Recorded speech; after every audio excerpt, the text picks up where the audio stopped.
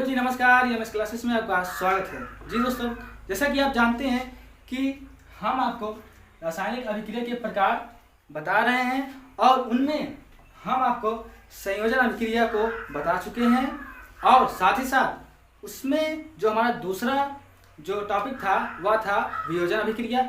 और वियोजन अभिक्रिया के हमने आपको परिभाषाएं और उनमें उपस्थित जो एग्जाम्पल थे उनको हम आपको अच्छी तरीके से बता चुके हैं। अब होता क्या है कि जो उसमें जो उपस्थित वह जो अभिक्रियाएं होती हैं वह 3 प्रकार से होती हैं।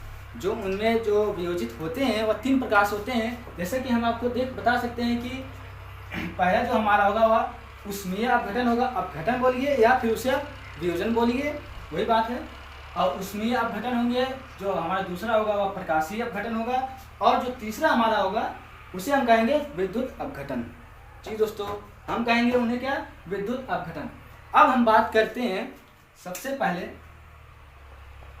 ऊष्मीय अपघटन क्या होते हैं कि जब किसी अभिकारक में, जी दोस्तों, जब किसी अभिकारक में हम उसमें क्या ऊष्मा देकर किसी द्रव्य से अधिक उत्पाद में उन्हें हम क्या कहते हैं? वियोजित कहते हैं, अलग कहते हैं। क्या? उसमें ऊष्मा देकर, अर्थात उसको गर्मी देकर उसको हम क्या कहते हैं? अलग कर दें तो होगा क्या? वह ऊष्मीय अपघटन होगा। जैसे अगर हम बात करें ऊष्मीय अपघटन में कि जब अभिकारक में, या आप कह सकते हैं अभिकारक कह सकते हैं या आप उन्हें यौगिक कह सकते हैं, क्योंकि जब वह आपस में संयोग रहेंगे तो क्या वह यौगिक बनाएंगे, तो आप उन्हें अभिकारक या यौगिक कह सकते हैं।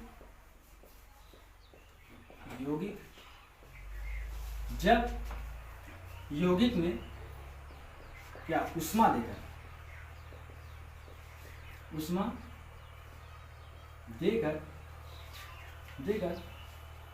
उन्हें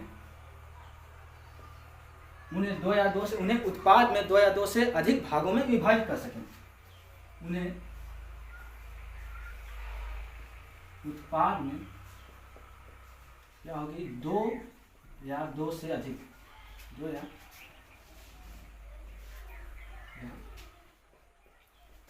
दो से अधिक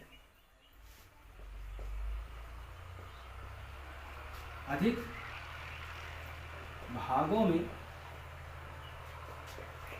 विभाजित करते हैं, विभाजित हो जाते हैं। जैसा कि आपने देखा कि जब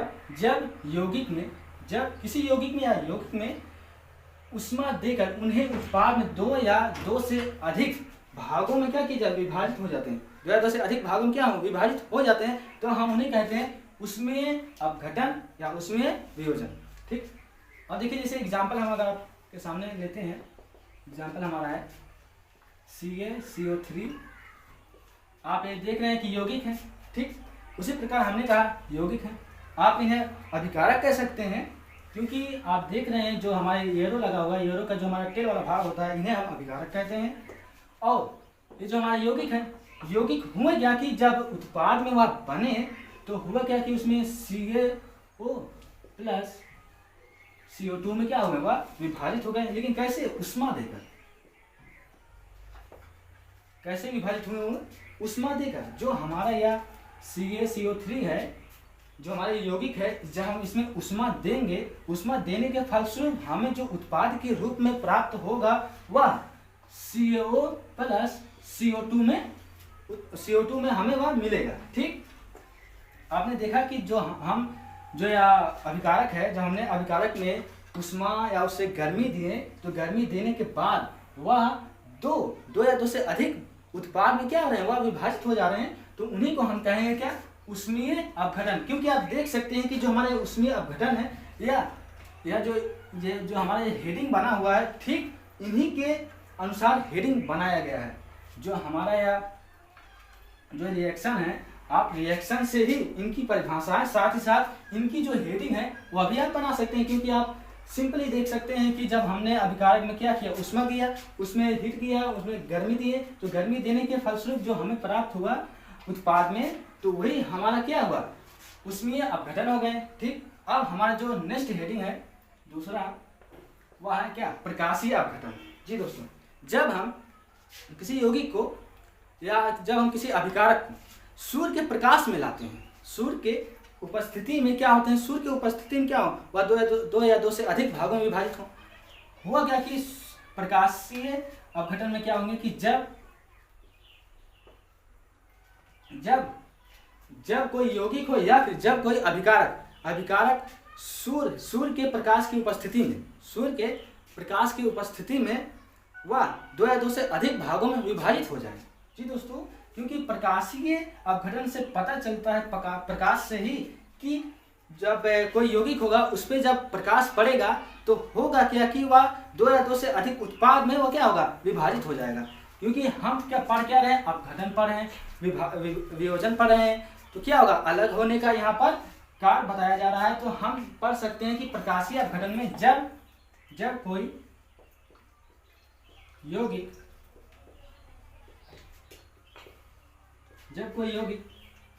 प्रकाश की उपस्थिति में होकर या प्रकाश की उपस्थिति में आकर प्रकाश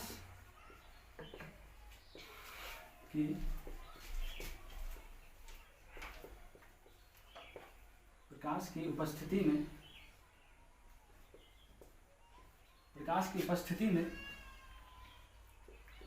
में क्या कि वह दो या दो से अधिक भागों में क्या हो, विभाजित हो जाए। प्रकाश की उपस्थिति में दो या दो से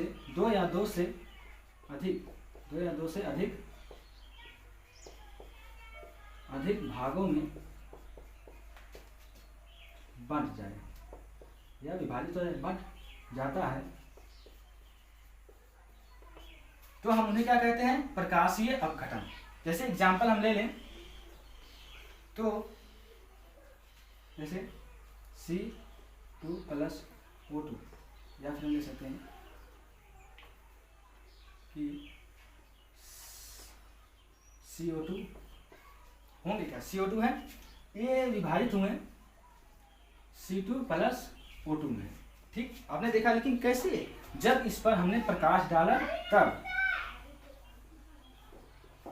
प्रकाश। जी दोस्तों, हुआ क्या कि जो हमारे कार्बन डाइऑक्साइड है, ठीक, आप देख सकते हैं यहाँ पर कि जो हमारे कार्बन डाइऑक्साइड है कि यहाँ पर आप देख सकते हैं समीकरण तो संतुलित है नहीं, लेकिन आपको समझना बस सिर्फ इतना है कि जो हमारे प्रकाश की उपस्थिति में जो हमारा CO2 है यह विभाजित हो रहा है किसमें, C2+O2 में। तो आप देख सकते हैं जब हम कार्बन डाइऑक्साइड पर प्रकाश डालें तो हुआ क्या है, यह दो भागों में डिवाइड हो गया। तो हम इससे समझ सकते हैं कि यह हो रहा है प्रकाश की उपस्थिति में, तो इसीलिए हम इन्हें कहेंगे प्रकाशीय अपघटन। क्योंकि प्रकाश की उपस्थिति में कोई भी अभिक्रिया हो और वह दो या दो से अधिक भागों में डिवाइड हो जाए तो उसे हम कहेंगे प्रकाशीय अपघटन। जी दोस्तों, इन्हें हम कहेंगे प्रकाशीय अपघटन। उसके बाद हमारा आता है क्या, विद्युत अपघटन। जी, उसके बाद क्या आता है हमारा, विद्युत अपघटन।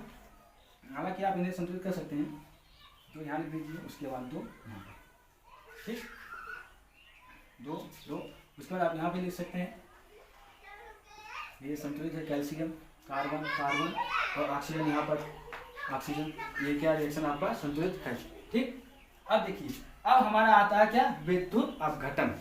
अब ये विद्युत अपघटन क्या होते हैं, अब हम इनके बारे में समझेंगे कि जब किसी अभिकारक या जब किसी यौगिक में, क्योंकि होंगे क्या, जो ये आपस में संयोग होंगे, संयोग होने के बाद ही कोई प्रोडक्ट बनाएंगे। ठीक, तो होगा क्या इसमें कि जब किसी अभिकारक या उत्पाद में, अभिकारक या यौगिक में क्या करेंगे, हम उनमें धारा प्रवाहित करेंगे।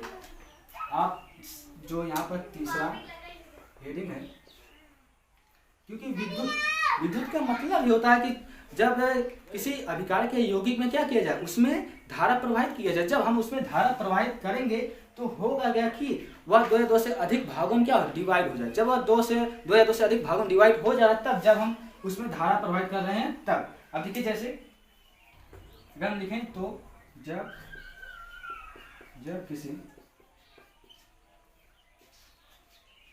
यौगिक,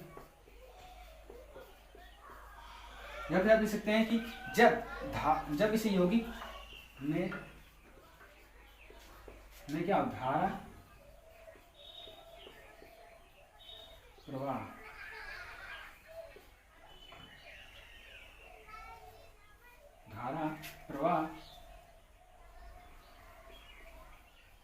होने पर वह दो या दो से अधिक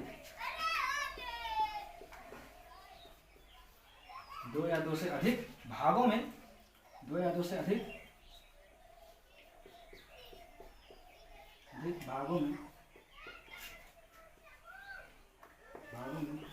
बढ़ जाता है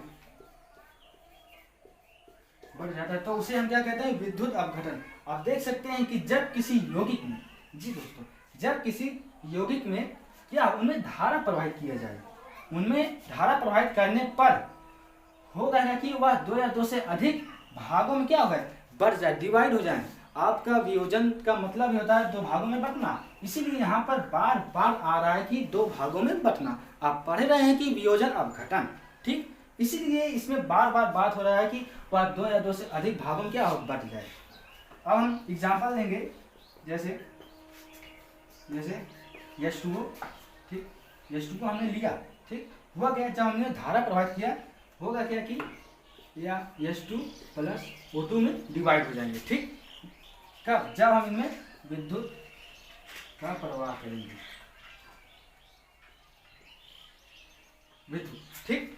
हमने देखा गया कि जब हमारे H2O जो है जल है, जब हमने इसमें धारा हमने प्रवाहित किया तो हुआ क्या, बाद में जो हमारा प्रोडक्ट बना वह H2 जमा में और ऑक्सीजन या दो भागों में क्या हुआ, डिवाइड हो गया।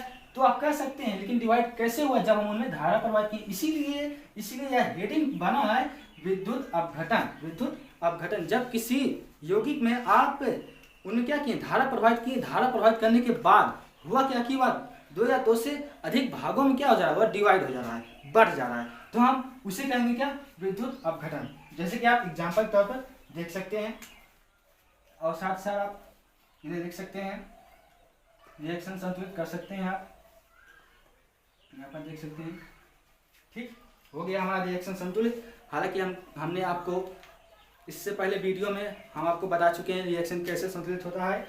आप जरूर से जरूर उन वीडियो को देखें और समझें, और यदि आपको समझ में नहीं आ रहा है तो आप कमेंट बॉक्स में जरूर बताएं। इसी के साथ जो हम आपको यह रासायनिक अभिक्रिया बता दिए हैं, और इनमें अभी और भी अभी टॉपिक हैं जो हम आपको बताएंगे, और अब हमारा जो नेक्स्ट वीडियो होगा वह आपको हम अगले दिन बताएंगे। इसी के साथ जय हिंद।